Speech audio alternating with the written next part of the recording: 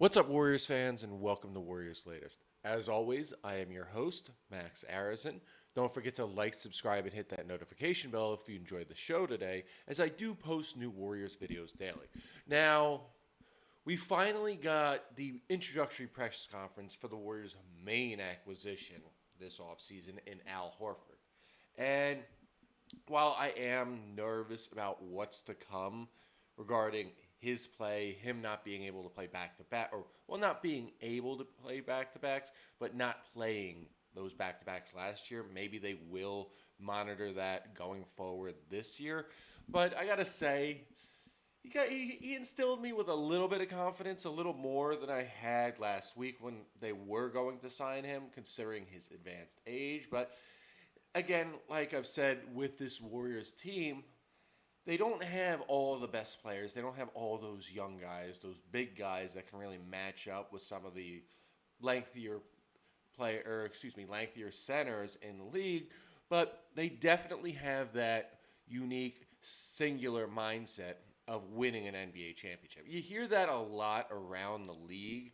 It's like, oh, we're ready to win. We're ready to get that title, bring it to the Bays, yada, yada, yada.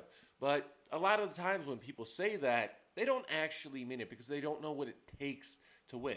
Horford, on the other hand, has been a part of several winning teams in Boston and in Atlanta. So he knows what it takes to at least get there and win it as well. Because he lost against the Warriors in 22, won against the Mavericks in 24. So he knows what it takes. And on top of that, he's won 2 titles with Florida way back in the day in '06 and '07. Well, I think '07. He wasn't part of that '06 team because he was a freshman in the '07 draft, if I remember correctly. But that mentality is important for the Warriors, and I think that mentality is going to carry over because they do want to give Quentin Post more time in the middle because he is the team's only 7-footer. And I think because of how mature Horford is, he's not one of those guys that's out in the middle at half court, hugging everybody and socializing with the other team.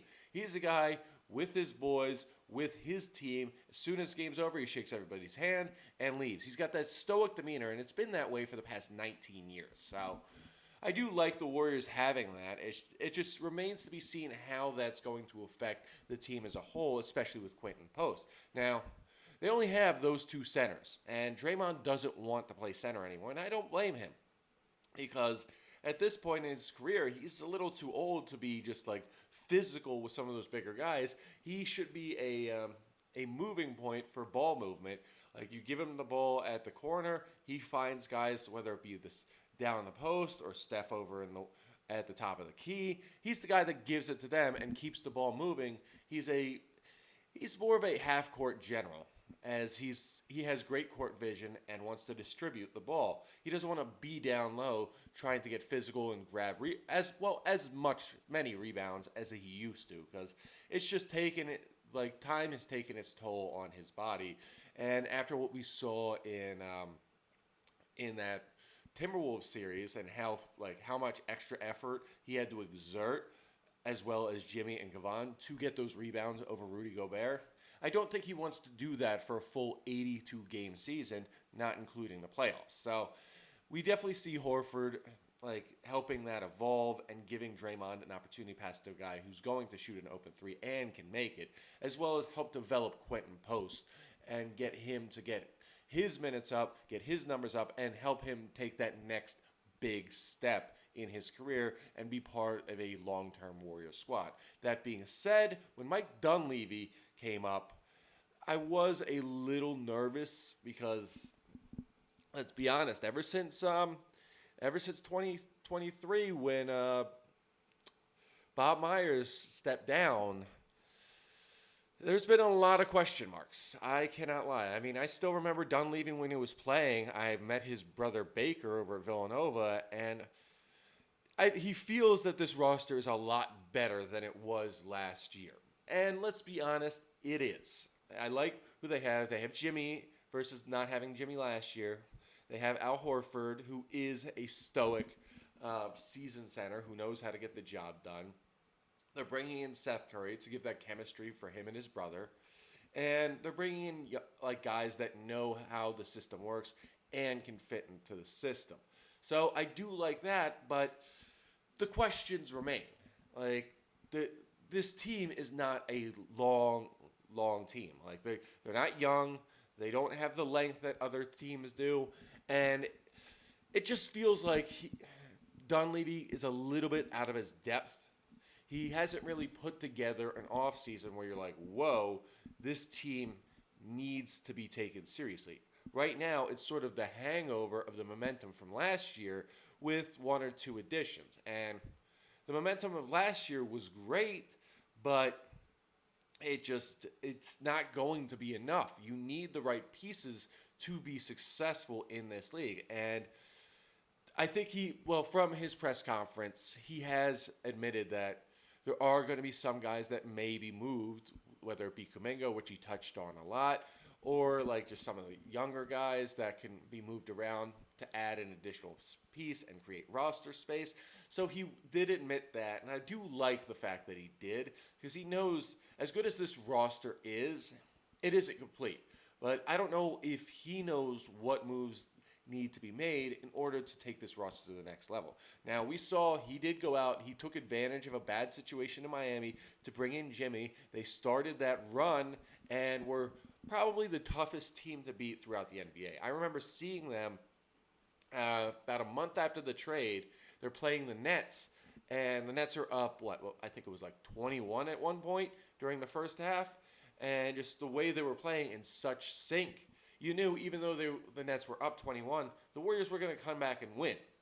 And that's what they did. And it was a real sight to see because they had the same synergy that in those last 30-plus games that they had during the Warriors' title run with KD in 2016-17. So seeing that energy was shocking. But when they went up against a lengthier team, that energy just was not the same. Because you got to remember, that 16-17 team, you had JaVale McGee and Zaza Pachulia to man the middle. So those questions remain. And I don't know if the Warriors are going to have enough. But then again, there's still a lot of time between now and opening night. That being said, we do see the Warriors' first test this weekend. And it's against the Lakers, so it's like a classic game. Warriors-Lakers, LeBron versus Steph, so on and so forth. But I think this is going to be a real test to start out for a lot of those younger guys. Because we look at this. Sunday, LeBron and Luka are probably only going to play, I want to say, half of the first quarter, maybe a little bit more. They'll get their pictures for the initial season log. Those will go on the website, NBA.com, so on and so forth. They'll do that, and then they'll be done for the rest of the game. And that's when we're going to see a lot of the younger guys come in and show what they got in terms of making the roster. And I want to see how they do, because I get the feeling with the Lakers, DeAndre Ayton's going to be that guy. Marcus Smart is going to be that guy. Austin Reeves is going to be that guy. I want to see how this new Warriors team reacts to those players. Now, those are great players. Both Marcus Smart and DeAndre Ayton could have been Warriors this offseason, but unfortunately, Dunleavy waited too long. He put everything on pause for Jonathan Kuminga, and let's be honest, it bit him in the ass. I mean, imagine DeAndre Ayton and Marcus Smart on the team, backing up Steph, starting in place of Quentin Post, to go along with Al Horford. Now, those are two guys I'd like to have on this roster because you know what? You got a former Defensive Player of the Year and a former number one overall pick. Now, Ayton, number one overall pick, hasn't been in the right situation, I want to say, since Phoenix because I feel like his development was stunted at a certain point after the championship run. But it is what it is. But again, I'd still rather see them on the Warriors than on the Lakers. And I want to see... This is going to be a big test for, I believe, Quentin Post as well as Al Horford and how they match up with the likes of DeAndre Ayton. If they do well against DeAndre Ayton, I have a lot of confidence then moving forward. It's a good first test for Quentin Post. See how he can man up, draw guys out to the three, and see if he still has what it takes to make that three-point shot at a consistent pace. So I see Sunday as sort of a mile marker to start, like an early mile marker for the young guys that you need to take that next step. And on top of that, it may be an audition tape for teams that may want to pick off some of the Warriors bench players so they can add, so the Warriors can add, like say, an additional big man or some length coming off the bench. So I do like that with the Laker game this weekend. And I want to see the Warriors take the first step, even if they don't win. But the bottom line is, time will tell if this team has enough. Like, we're not going to find out if the Warriors are a championship team through the preseason or even possibly through the first month. Now, should they start off hot, maybe we could see where this is going. But it's not going to be. It's going to be a while before we can really tell if the Warriors are true championship contenders or if they need to make some moves to become those championship contenders. Remember, in the last 25 years, and I want to emphasize this, in the last 25 years, only one team has made a major midseason trade and won the NBA title. And that's the '04 Detroit Pistons when they traded for Rasheed Wallace and really completed that lineup with Ben Wallace, Rasheed Wallace, Tayshaun Prince, Rip Hamilton, and then Chauncey Billups. And they had a decent bench, not the best bench, but that starting lineup did the job. And I don't know if this Warrior team will make a move like that, but I don't know if they won't. And I don't know if any guy out there, unless it's a major player, is going to really change the paradigm for the Warriors should things go off the rails, say by January, like when Kuminga becomes trade eligible. So I don't know, but time will tell. And at least I got some confidence, but this Sunday is really going to start pushing my confidence forward. And I look forward to watching the game and seeing what these young guys the Warriors have really got. Now, that's all we have today for Warriors Latest. As always, like, subscribe, and hit that notification bell if you enjoyed the show today. And if you have any ideas on what to expect or what you think will happen Sunday against the Lakers, feel free to comment below, as I love to hear your thoughts on this topic, because there's a long season ahead of us, and I have no idea where it will take us as of right now.